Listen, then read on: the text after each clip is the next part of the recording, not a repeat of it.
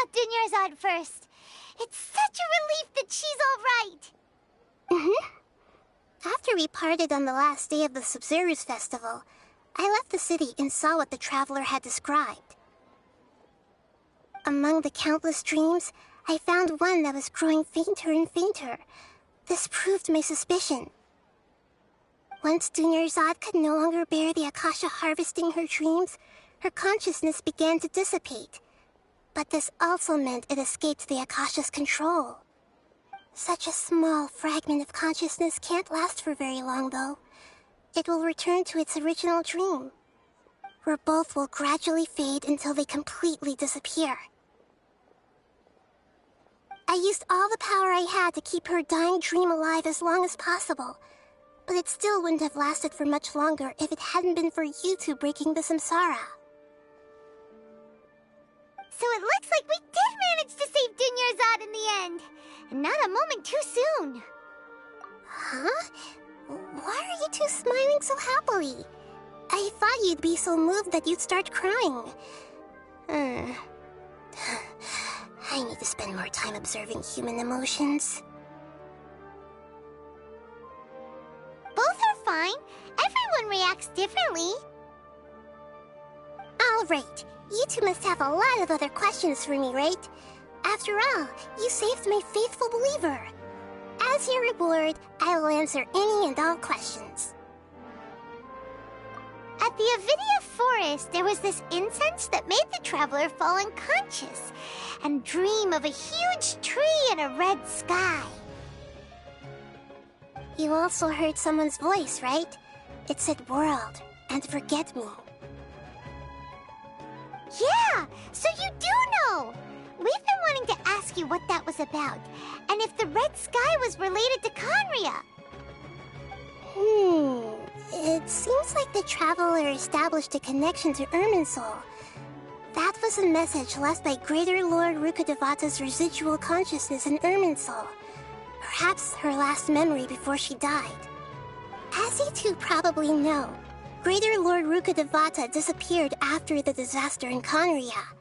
The timings of these events do line up, so your suspicions are reasonable. A message from Greater Lord Rukkhadevata? We thought it was from the Scarlet King. The Scarlet King? That god who died even longer ago? Some present-day desert dwellers still worship him. You probably just heard some of their conspiracies. Okay, so what does the message mean?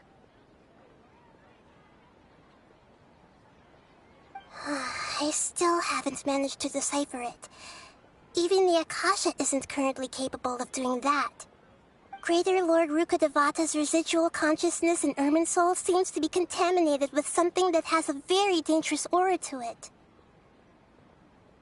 Many devoted scholars go mad as soon as they connect their consciousness. I've warned the academia about this many times, but people still keep falling victim to it. But I believe this is the key to saving Irminsul. That's why I've kept trying to decipher it. So the tree in the vision was Irminsul? Oh, Tainari also said that Irminsul is sick. Is it because of the contaminated consciousness? But even if you can't figure out what that vision was all about, it seems like our search for you was all in vain. The traveler wasn't affected after coming in contact with that consciousness. I've never seen anyone like that. With you here, we may have a chance at deciphering it. No, we must decipher its secrets. I've already eliminated all other factors that might affect Irminsul. This is the only one left. This puzzle has life and death at stake. It could determine Irminsul's fate, as well as Tevat's. To be accurate, I'm using the Akasha as a medium to occupy Catherine's consciousness. How did you do that? Poor Catherine. Does this mean you can also occupy other people's consciousnesses? Theoretically, I can enter anyone's mind as long as they're wearing their Akasha terminal. The Akasha is the legacy of Greater Lord Rukkhadevata. As Lesser Lord Kusanali and the first Akasha terminal, my consciousness has always been linked to the Akasha. I've always respected my people's free will, so I've never actually occupied their consciousness. When necessary, I just borrow this bionic Snezhnayan puppet. Oh, hold on. Did we just learn some deep, dark secret? So Catherine is... No wonder Paimon felt something was off about her. What about your own body? Why do you need to borrow other people's? Don't you live in the sanctuary of Surasthana? That story begins a long time ago. After Greater Lord Rukkhadevata disappeared, the sages found my newly born self and took me back to Sumeru. At that time, I was young and weak. The sages kept me in the sanctuary of Surasthana, ostensibly for the sake of protecting me. But I've hardly heard from them since. However, I do understand that they had hoped to find Greater Lord Rukkhadevata instead of me, a symbol of her passing. So, the sages basically put their new Archon under house arrest? How dare they! Why don't you teach them a lesson, Nahida? In some ways, they aren't wrong. Greater Lord Rukkhadevata was omniscient and omnipotent. Even after her death, the Akasha is still empowering this nation. And I'm still really far away from being able to call myself the God of Wisdom. Moreover, the Academia is also more proficient at governing this country. My existence has little meaning. Yeah, you got a lot of believers. Just look at the Sub-Zero's festival. Everyone who showed up truly loves you. Thank you for the kind words. But I honestly don't need physical freedom as long as I can connect my consciousness to the Akasha. Trying to find a way to save Irminsul is my life's mission and top priority. I will work on that, and try to live up to being a deity in the meantime. Every once in a while, I will also take up the duties of the God of Wisdom and enlighten a lost soul here and there. Doing all that should be enough.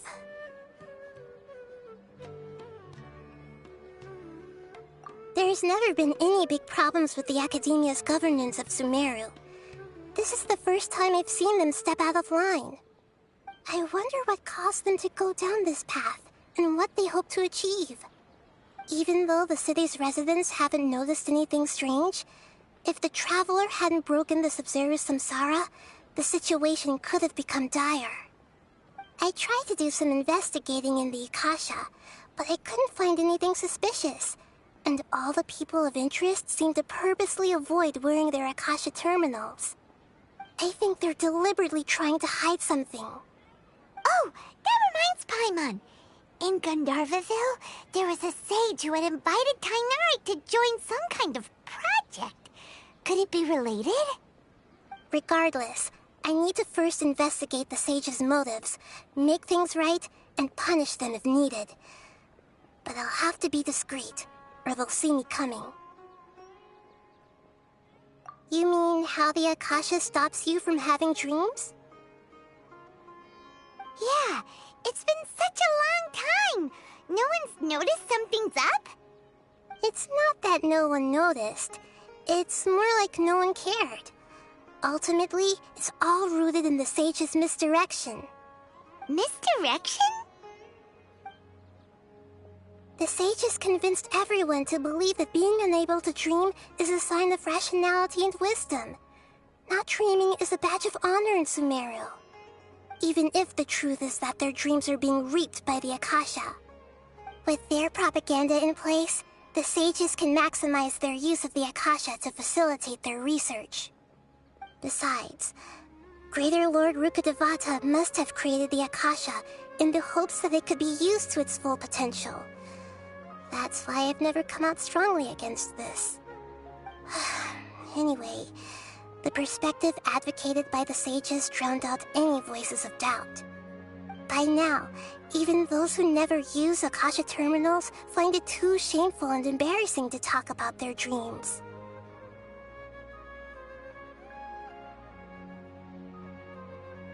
Got it. I hope my answers were satisfactory, seekers of knowledge. To be honest, maintaining Dunyarzad's fading dream took a lot of mental energy. I think I may need to rest for a while. Oh, and you don't need to worry too much about the Sage's activities for now. The Akasha won't be able to conduct another project on the scale of the Sumeru Samsara in the immediate future. Go and get some sleep. Leave everything to us. What a relief. This is truly the most exhausting birthday I've ever had. Traveler? Paimon? Why am I here? Do either of you know? Maybe you were sleepwalking. You know you can't wake up a sleepwalker. We happened to walk by, so we thought we'd wait for you to wake up. I see. Huh. I should visit my maintenance personnel sometime. Oh, I'm fine. I better go. Thank you.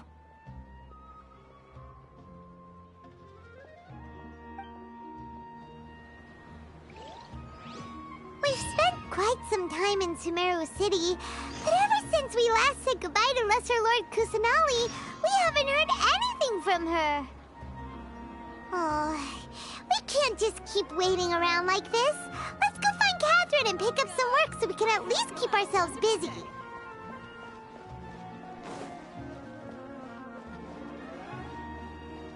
It's called being a freelancer.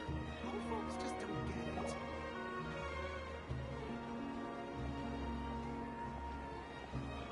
Ad Astra Avisask. We meet again, you two.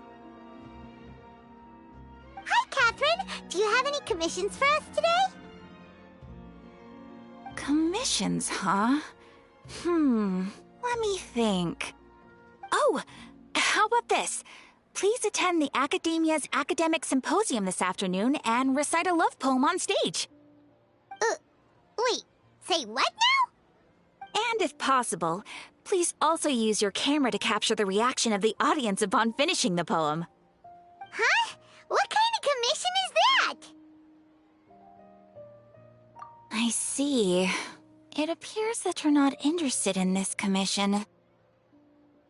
In that case, please go to Port Armos and convince the Eremites there to spend some time volunteering at the local orphanage. Hey, that's not any better. I'm sure the mercenaries will have some interesting reactions as well. Paimon's gotta ask, just who exactly has been submitting these commissions to the Adventurers Guild? Oh, the commissioner? Well, actually, I just wanted to see the two of you in action. Was it so obvious? I was hoping you would actually take one of those commissions. That kind of chance to observe humans doesn't come by often. Ah, so it's Nahida. Paimon just knew Catherine wouldn't crack those kinds of jokes. When did you get into her head? From when she said, Ad Astra Abisask? So it's been you this whole time?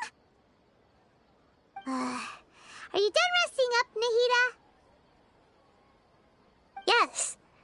I've been sleeping ever since we parted ways, and I even had a really, really long dream.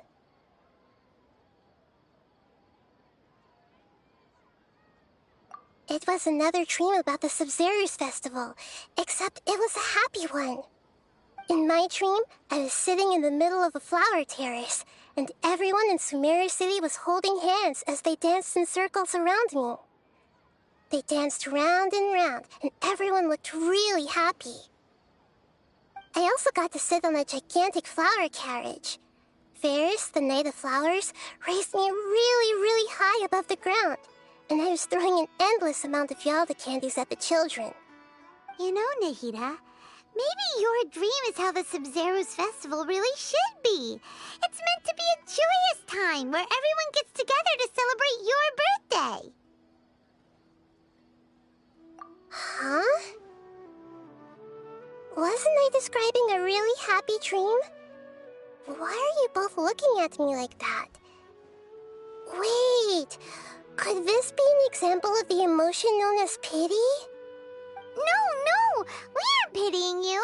That would only make everything worse. We just don't want you to feel too sad. By the way, have you had a chance to visit Dunyarzad? How's she doing? The Homiyanis haven't allowed any visitors after the festival, so we haven't been able to check on her. Yes, I paid her a visit right after I woke up. She was resting at the time. Her condition is stabilized. However, since Elazar is a manifestation of the withering on the human body, we can only cure it by finding a way to take care of Irminsul's own withering. But for the moment, our top focus should still be figuring out what the sages are up to and what they're planning. Right. Who knows what'll happen if they manage to pull off another scheme like the Samsara of the Sub-Zero's festival. So our first priority should be investigating and putting a stop to the sages' activities. As for how we should pull that off, let's discuss it somewhere else. There are too many adventurers around here. Oh, good point. Sorry, adventurers. We're gonna be borrowing Catherine for a little while.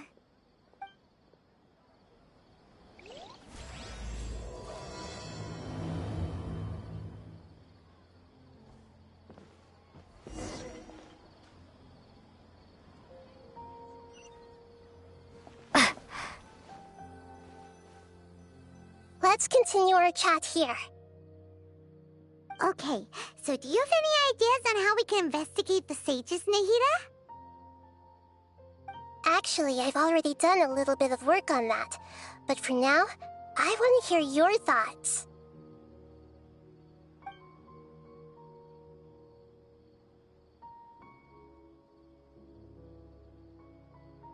We're in the dark as of now. Since we still don't know anything about their goals, any rash move could tip them off and lead to terrible consequences. After all, every person in Sumeru City is one of their hostages.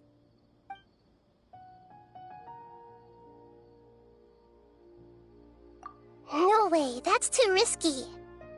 You mean it'd be too easy to get caught? No, it's not that. We shouldn't involve innocent students in this. A single mistake could completely ruin their lives. Doing that would be ignoring the safety of my people for my own selfish goals. How is that any different from what the sages are doing? That's a good point. Spoken like the god of Sumeru.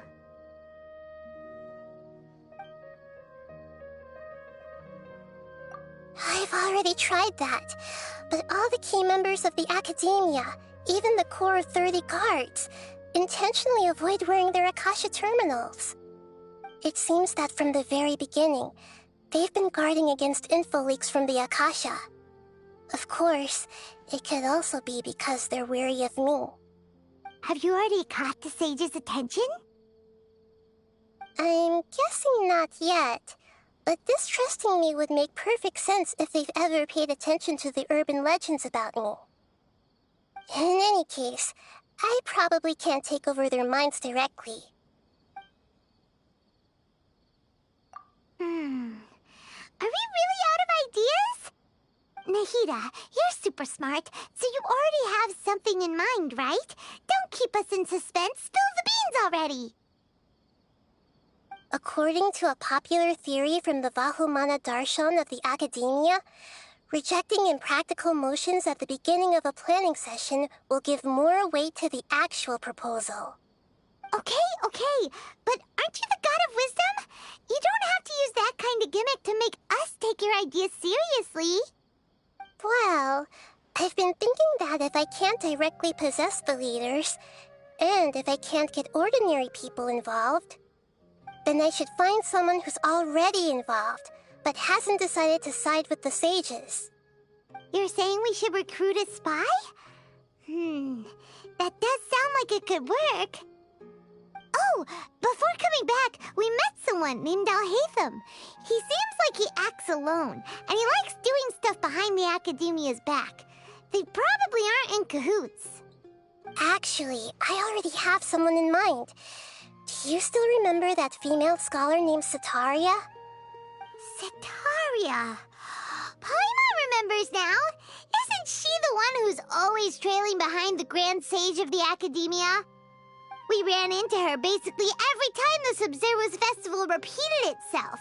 You could even say we're old enemies by now.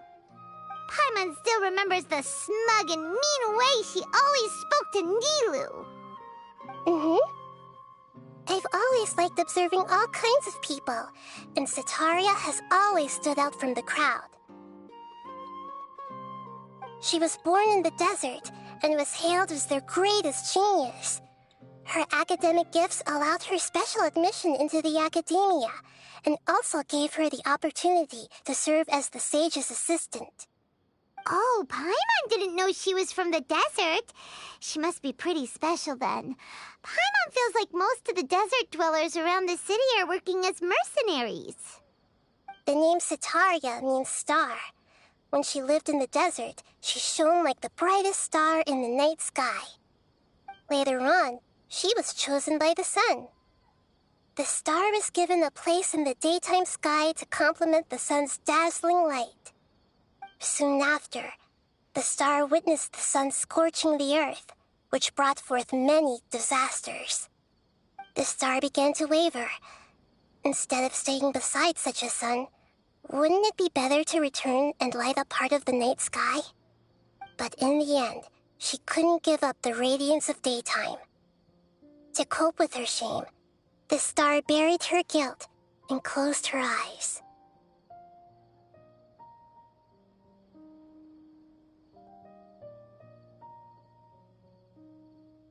From the sound of it, Setaria's just hung up on the research opportunities here.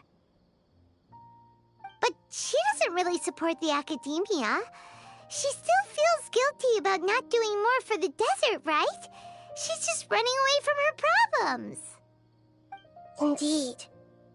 When they are presented with complex moral issues, many people will simply plug their ears and go with the flow until the problem can't be fixed anymore.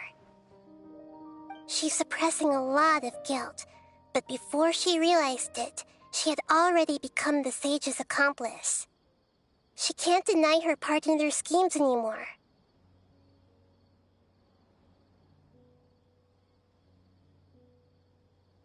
Right. We must somehow make her face her problems again. That way, not only can we get useful intel from her, but she can also use it as an opportunity to redeem herself. From my past observations, Setaria will take a day off from the Academia every 10 days to do some shopping in the city. Tomorrow afternoon just happens to be a shopping day for her. That'll be our chance. To prepare, let's go check out some of her favorite spots, and have a quick chat with a few of the vendors there.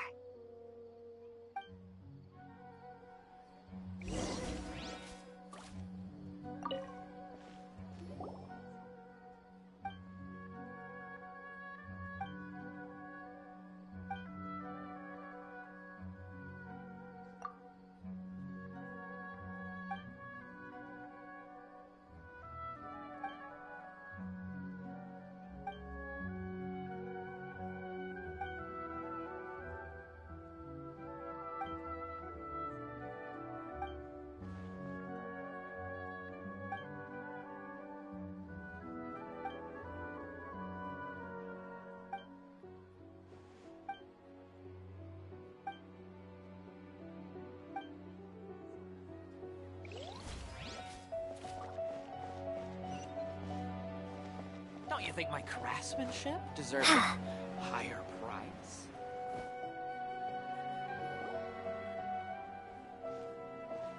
This should be Setaria's favorite fortune-telling spot. So should we ask the fortune teller about Setaria?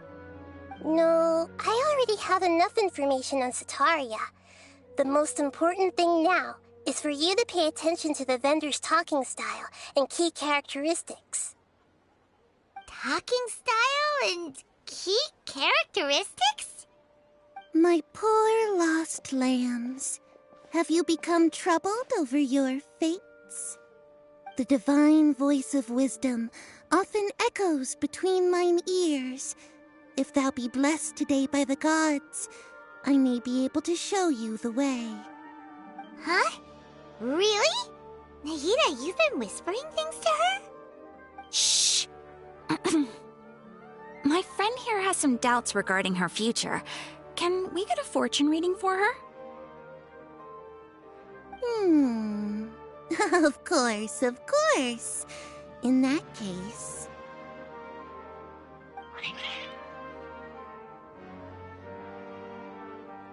Uh-huh. It would seem that Harut and Marut are quite wary of you. Perhaps, at some time in the past, you have somehow offended the gods. Only mocking the god of Animo, questioning the Lord of Geo's financial savviness, and brawling with the god of Electro. Do those count? Oh, nothing. Go on, pick an aspect for her to divine. Love prospects? No problem at all.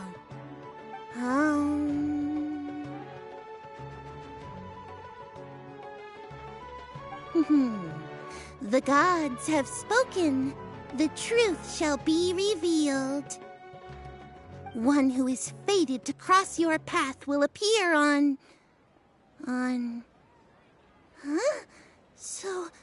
So many people will fall for you. How could that be? Harut, Marut, did you two spoil my divination? I've never read a fortune so absurd.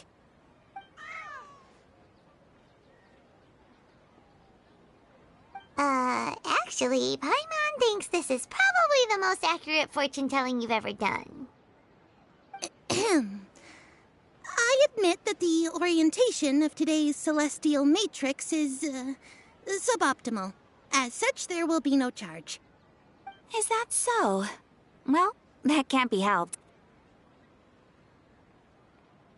If you were to bring some food offerings for Harut and Marut on your next visit, perhaps they could help you reverse the wheels of fate.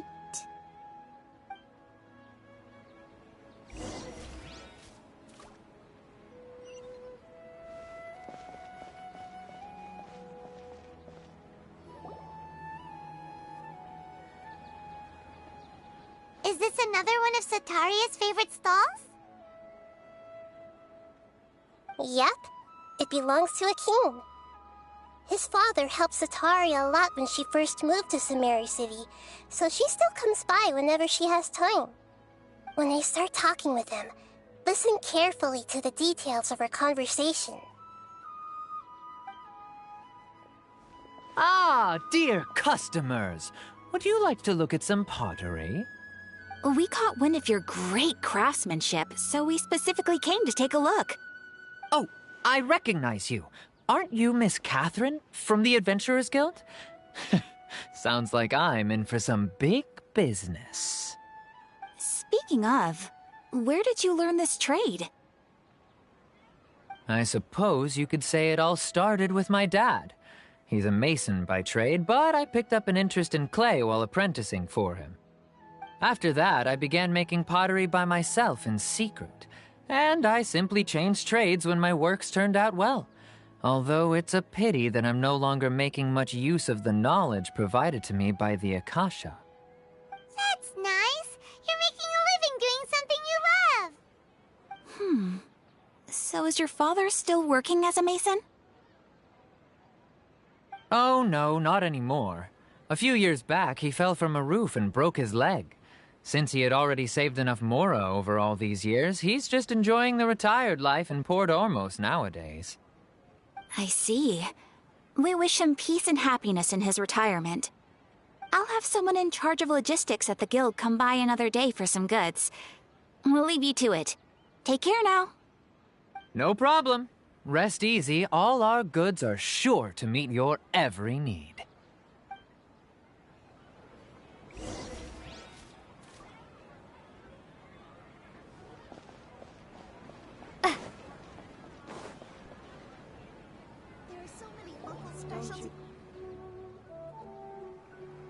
This should be our final stop. Cetaria's always thinking of this restaurant when she's working at the academia, so she always comes by whenever she's out in the city. Nahida, you've really thought of everything. It's my duty to protect Sumeru's citizens, after all.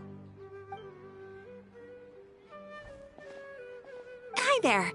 I feel like I've seen you down by the docks before. Huh? Sorry, I don't quite remember. If I recall, you were having a discussion with someone about shipbuilding at the time. Ah, that's right! I've always been really interested in feats of marine engineering. After all, I grew up in Liyue Harbor and spent my entire childhood staring at the ships going in and out of the port. I came to Sumeru to study, but failed to make it into the academia due to my lack of talent.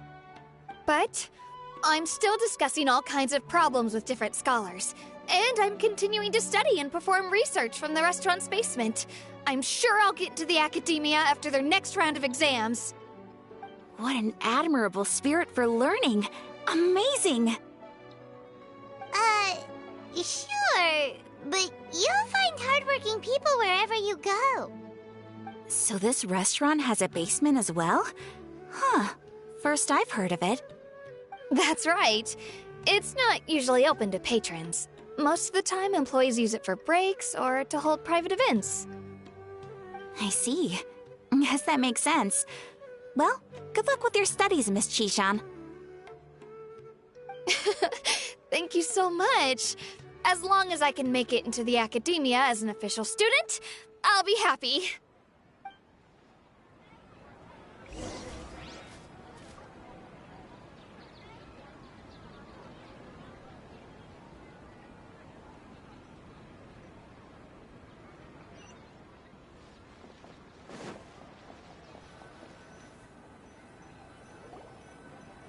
So, was that everybody?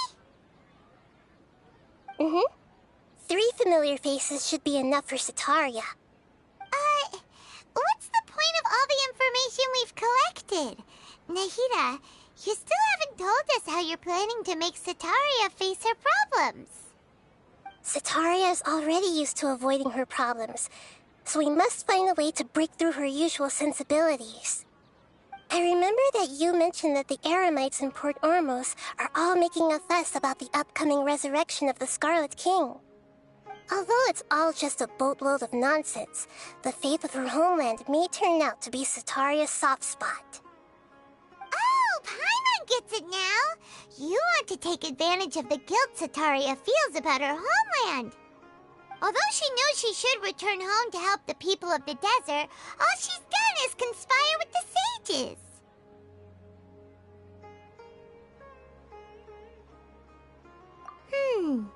So, how do we set that up? Well, the Scarlet King is long gone, and Cetaria is also too smart to fall for any simple tricks. If we simply engaged her under the guise of the Scarlet King's believers, she would definitely be wary of us, and we may not get anywhere. But if we were to borrow some of her close acquaintances to talk with her, her reaction would probably be very different. So, you mean you're going to possess those people we just talked to? Yep. Possess them through the Akasha. Imply that they've already converted to the faith of the Scarlet King, and then convey our made-up will of the Scarlet King. As long as everything goes smoothly, we'll get through to Cetaria for sure. She'll never guess that we had anything to do with it. Ah, so that's how you're going to use all the info we collected on these people. It's so that you won't slip up and break form. Possessing them will only work if you can manage to pass off as them. Exactly. So, best of luck with impersonating them. Huh? Best of luck? But we don't know how to possess anyone. That's no problem at all. I'll just share all their senses with you once I've possessed them. As long as you're also wearing an Akasha terminal, the effect will basically be as if you've possessed them yourself. Huh.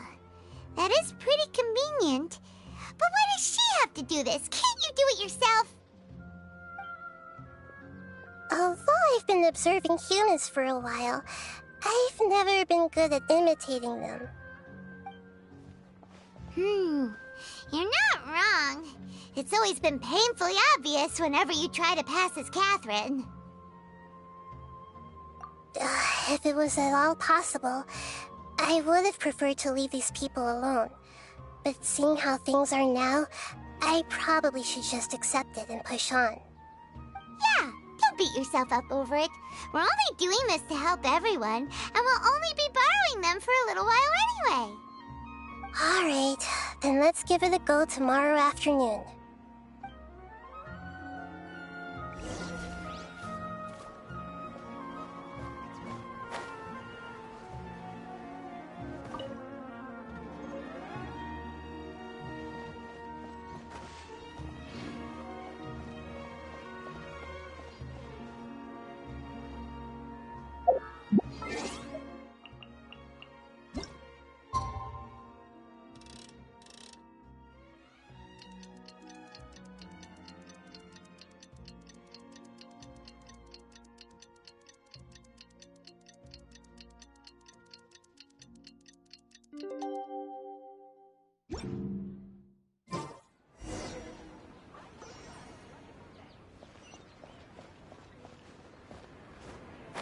Don't you think my craftsmanship deserves a higher price?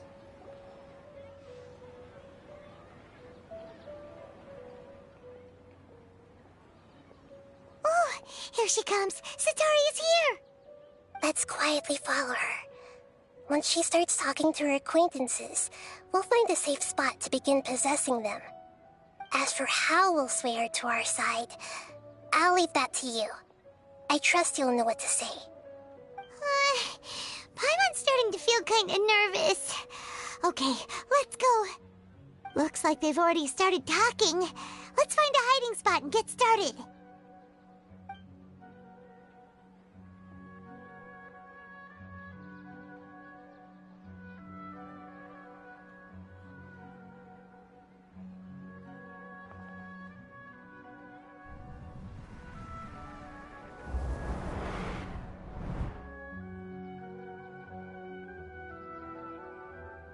That's right. You really can't force anything when it comes to love. And besides, everyone around me has a very different background and outlook. Are you still listening to me, Nabia? Oh, of course I'm listening. You were talking about troubles with your love life, right? I heard everything you said. Okay then. You just seemed a little distracted for a moment there.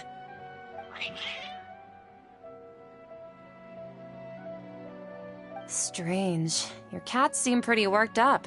Is something wrong? I always thought they were quiet, happy kitties. Oh, what are their names again? Ah, that's right. They are just little darlings, aren't they? Harut and Marut. So, which fortune do you want me to read for you today? You must have come for another echo of the divine voice of wisdom. I'd like to get another reading on my love prospects, but to be perfectly honest with you, I feel like I've been a real mess recently. A mess?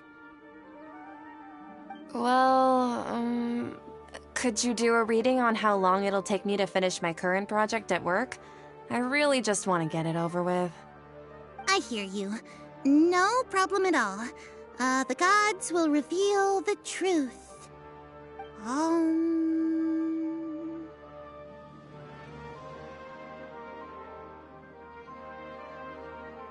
The gods are asking, Setaria, why haven't you gone home?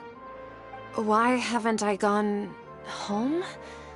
Do the gods really know everything I've been thinking about?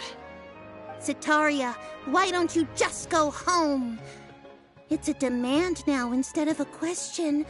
The gods seem to be truly upset. I'm sorry. I know I failed the gods. Please pass on my most sincere apologies and ask for their divine forgiveness. And if I may ask, Nabia, is there a specific god who's speaking to you right now?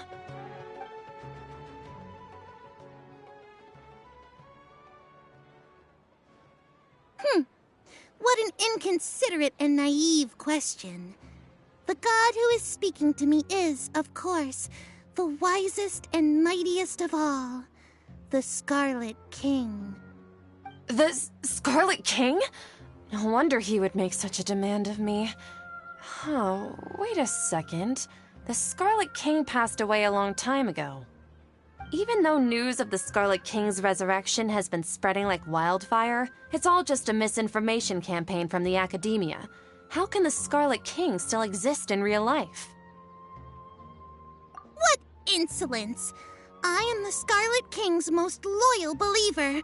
Do you wish to refute his voice of wisdom? Oh, no. As a child of the desert, I am only reveling in his power upon learning that his divine glory has touched even this city. I will think very carefully about his demand of me. I'm sorry, I must go now. Wait!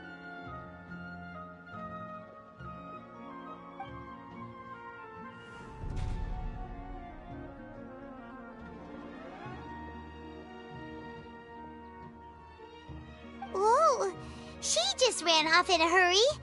She looked pretty upset, too. Well done. Sataria didn't seem to suspect anything amiss. To have something she's been trying desperately to avoid show up out of nowhere and berate her, that must have shaken her to the core. Aw, Nahida, it seems like you understand human emotions really well after all. All I know are some abstract Harvard-taught theories. And in any case, my time with you has shown a lot of them to be utterly useless. I'm still trying to make sense of everything. Anyway, enough of that. Let's hurry and catch up to Sataria. She's at Akeem's now, right on cue. Let's get ready to possess him right away!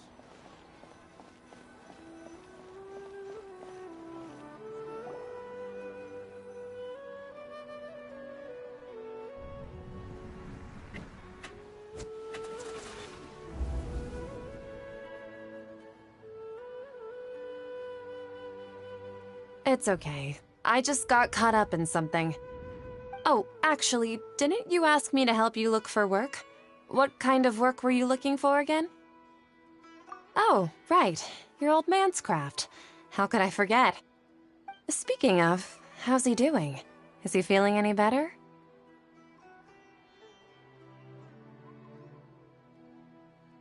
Oh, that's good to hear. I have been thinking a lot about him. If I could get some more time off, I'd love to pay him a visit. Actually, while we're talking about him, is he still living in Port Ormos? Yeah, he's been retired there for a while. If you could find the time, please write him a letter. Please pass on that recently, faith in the Scarlet King has taken root in Port Ormos and has begun to spread across Sumeru. He has a quick temper and has always been a devout follower of the Dendro Archon.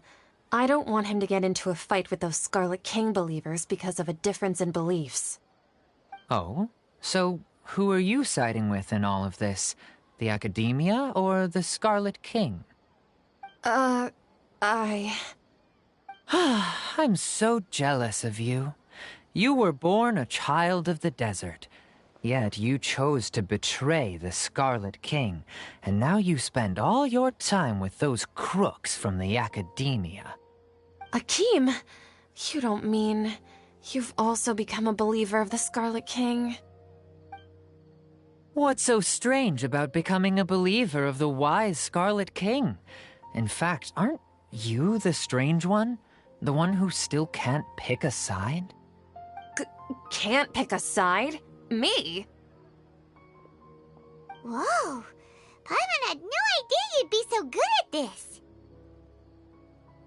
You really zeroed in on the issue and put it right in front of her. It might feel a bit overwhelming for Sataria. But once everything is over, I'll be sure to pay her a visit to her mind and explain everything. Anyway, let's keep going.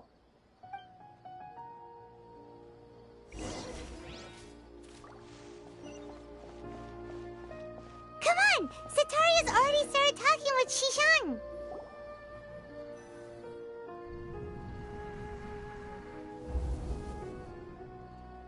So, Shishan, have you noticed anything weird in the city lately?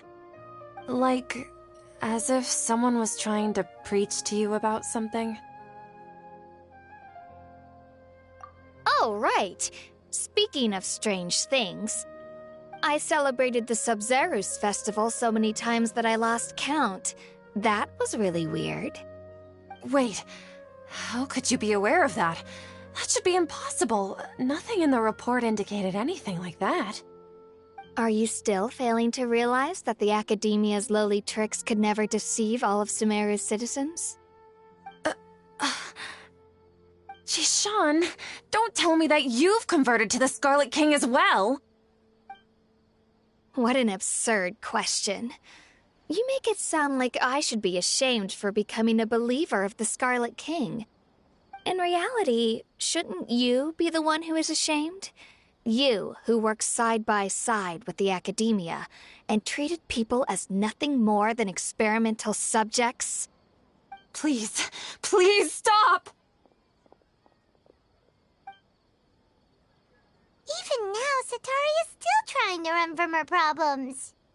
She can no longer justify everything to herself. Hey, she's trying to talk to the guards! What should we do? This is the most important part of all. Quick, get ready. Mercenary, you're a member of the Corps of 30, correct? Please help me pass a message to the Matcha right away. The situation in the city is getting out of control. Please, try to remain calm, miss. Tell me what's happening in the city. Heretics are infiltrating the city, and they've already converted many residents to their side. Heretics? What kind of heresy are you talking about? The Scarlet King! Many people I know have suddenly started believing in him, but he's long dead. It's impossible. Miss Sataria, nothing is impossible. You know my name? The Scarlet King is immortal, and all who defy him will one day pay the price. You must face the truth, Sataria. You tread a treacherous path, and the longer you ignore it, the tighter the Academia's grasp on you will become, and the deeper you will be ensnared. Child of the Scarlet King, never forget that the desert that belongs to you lies elsewhere. What's so strange about becoming a believer of the wise Scarlet King? In fact, aren't you the strange one? The one who still can't pick a side? What an absurd question. You make it sound like I should be ashamed for becoming a believer of the Scarlet King. Sataria, why haven't you gone home?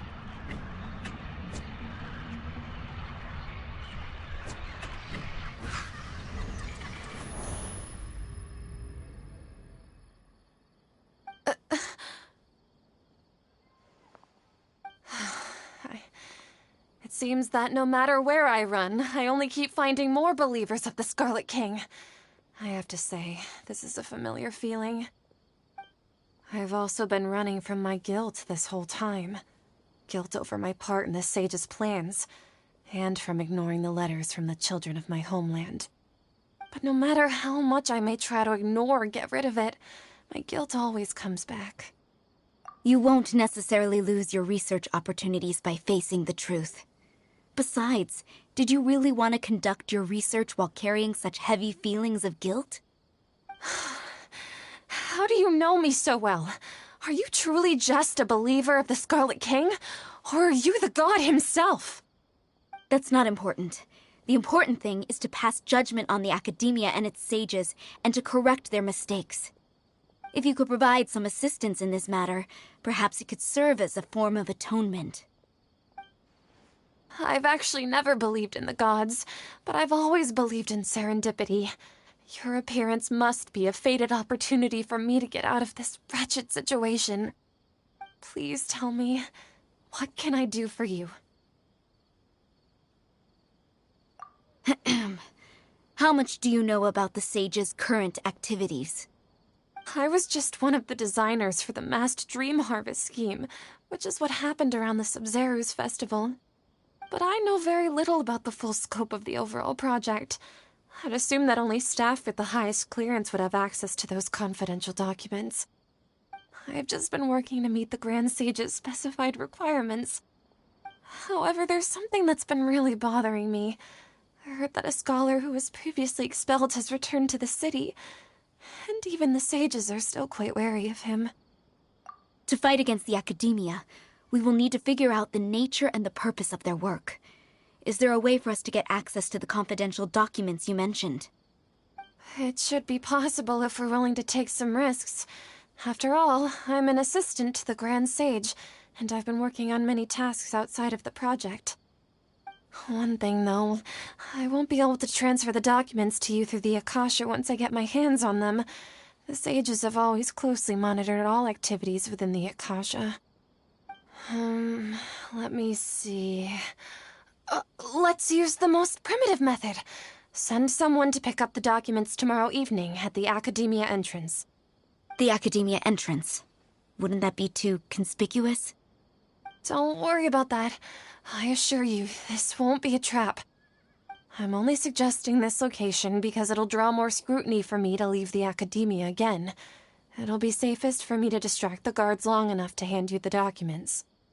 All right, I trust you. So, if I were to successfully complete this task, would it mean I've atoned for my wrongdoings? That'll depend on the judgment of the Dendro Archon. The Dendro Archon. That's right. Her people are the ones we have endangered. As the God of Wisdom, she's also the one responsible for judging and guiding the scholars. Maybe it's time for me to find a god to believe in. Just as Nahida predicted, we've managed to bring Sataria to our side! The Traveler's execution was ingenious. She's the one who deserves all the praise. Well, now that we've made plans to meet again tomorrow evening, all we can do is pray for Sataria's mission to go off without a hitch. Pray? But if we're going to pray to the gods, aren't we just praying to you? God of Wisdom and Guardian of the Scholars? No. The truth is the true Guardian of Scholars. I've always believed that. Anyway, let's meet again tomorrow evening at the Adventurers Guild.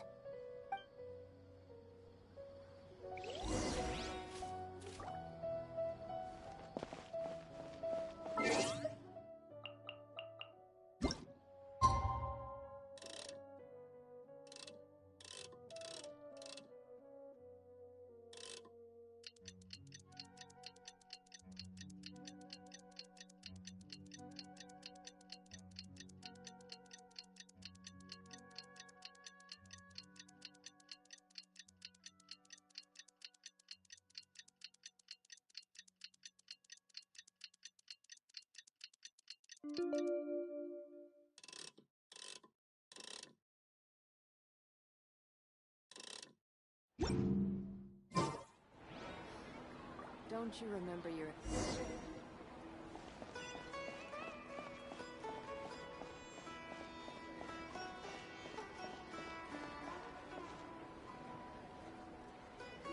Catherine, we're here! Oh, you are the other Catherine, right? That's right. I suppose I'm the other Catherine in your mind. Shh! We're on a secret mission tonight, so we need to protect Catherine's identity. Yep, Paimon's right. We cannot fully rule out the chance that the meetup tonight is just a trap. If something were to happen, my existence may be the only trump card we'll be able to play. After all, the Academia should still be unable to confirm the existence of my consciousness in the outside world. Yep, exactly, just what Paimon was thinking. Anyway, enough about that. Let's just make sure to be on our guard. Off? What do you feel is off? It's the middle of the night. Of course it's quiet. You're not getting paranoid, are you? No, I think she's right. It really is a lot quieter than usual. If you look around, there seems to be fewer people on the streets. I'm not sure if this is the case for the entire city, though. Huh. Maybe it's just a coincidence. Maybe Sataria figured out a way to not only distract the guards, but also to get everyone to go to sleep early, just so we can exchange the documents in peace. I also can't quite figure out why things feel a little off. But now that we're here, let's go ahead and meet her as we planned. Well, regardless, as long as you're here with us, Paimon feels a little safer.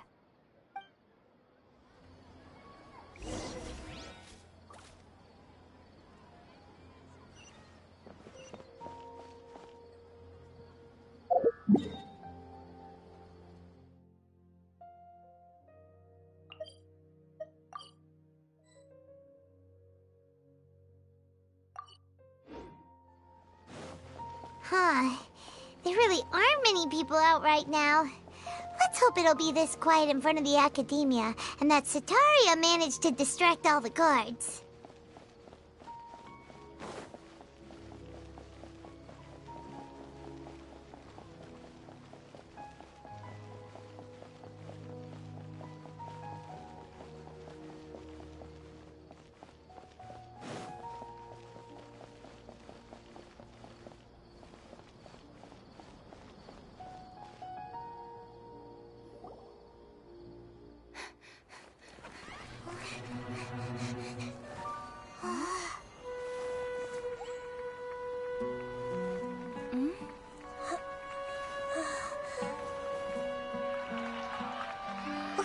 What are all these people doing here at this hour of the night? Ah, the triumphant hero returns at last. And to a rather spectacular welcome, even if I do say so myself. You're the outcast, expelled from the Academia. Indeed I am. Although these days they tend to call me the Doctor.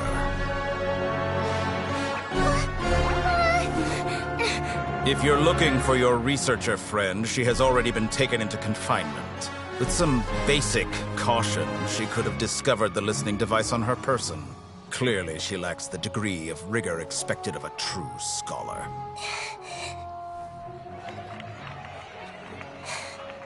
The people of Sumeru City. What have you done to them? I simply made some minor adjustments to their Akasha terminals. Now they can deposit information directly into the subconscious.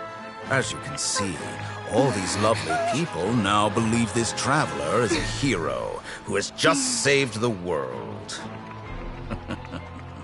My experiment is a success. And now it seems they can no longer hold back their sheer adoration. No, what should we do? These are all just regular people. Leave now.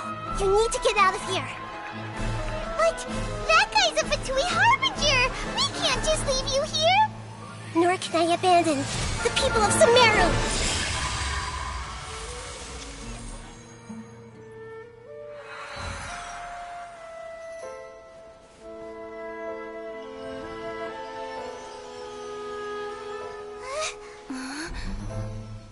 Don't worry. We'll meet again outside of the city.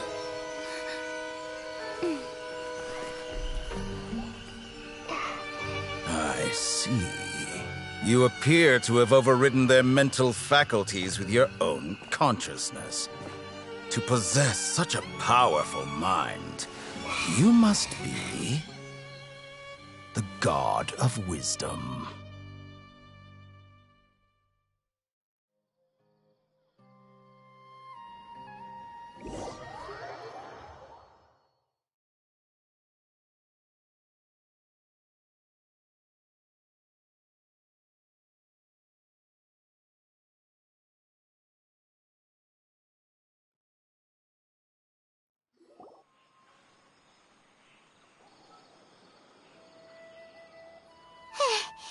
This should be far enough. Whew. Paimon needs to catch her breath first. Is the Hida going to be okay? We only made it out because of her. Paimon wasn't counting on running into a new Harbinger here. let alone such a high-ranking one. That guy was number 2. So scary. He called himself the Doctor. Remember, Tainari told us about him. Sataria did say that someone who once got expelled from the Academia came back recently. And that even the sages are wary of him. Yep, sounds like she must have been talking about the Doctor.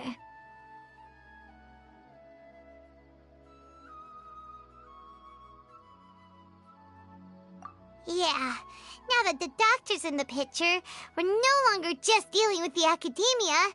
They're in cahoots with the Fatui. But what are the Fatui after this time? Another Gnosis? Yeah, things would be a lot easier with Nahida's help. Nahida said we'll meet again outside of the city. But we can't just keep waiting around, right? You mean... Oh, right! Wasn't he invited by the sages to work on some project when we were staying with him in the Vidia Forest? That has to be the same project! Even though he turned it down at the time, he might still know something. There's no time to lose. Let's go to Gandharvaville.